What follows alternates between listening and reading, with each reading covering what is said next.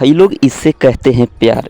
Khesari team से बाहर कर देने पर भी सपना चौहान खेसारी लाल यादव के गानों पर भाई एकदम ज़बरदस्त रील बनाते हुए नज़र आए, जो भी आप लोग वीडियो देखें।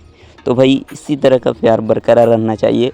उम्मीद है कि खेसारी लाल यादव के साथ सपना चौहान फिर से देखने को मिलेगा।